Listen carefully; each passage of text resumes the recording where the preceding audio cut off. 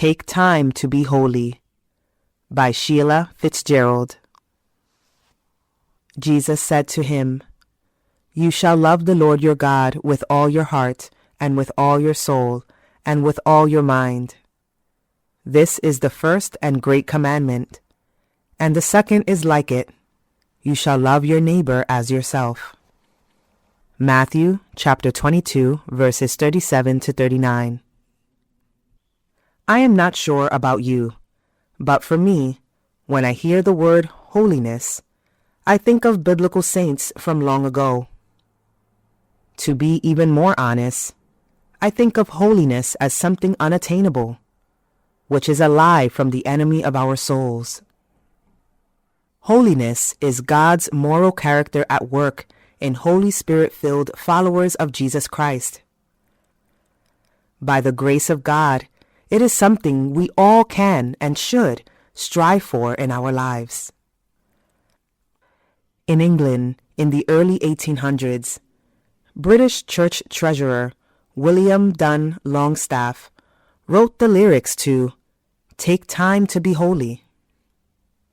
Years later, Longstaff shared the devotional hymn with American songwriter George C. Stibbons, who composed the music for the song that became known around the world. Each stanza of the song begins with "Take time to be holy," followed by specific details of what holiness looks like in action for the believer. Below is my modern-day verbiage of what it means to be holy. Fruit of holiness. Pray. To spend time daily speaking to the Lord and being in communion with God. Regular conversation with God calms our soul. Study. To spend time in God's holy word, the Bible.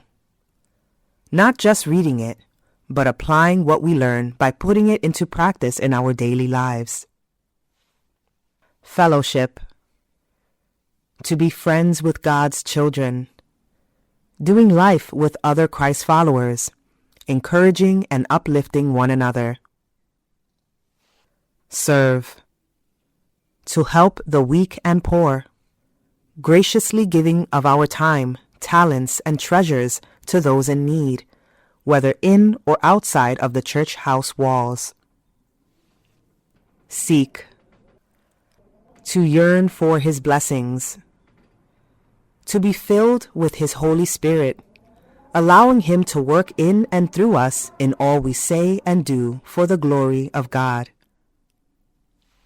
The term sanctification is more often used in today's language than holiness, which makes sense since they do go hand in hand.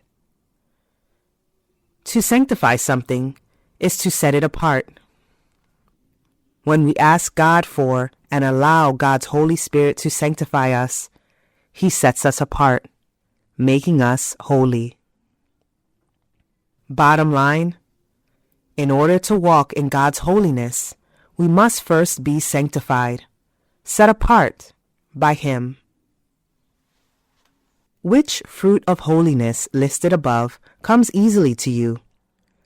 Are you fully walking in that fruit? Which fruit of holiness listed above do you need to ask God for help with? How can you tangibly put into practice taking time to be holy?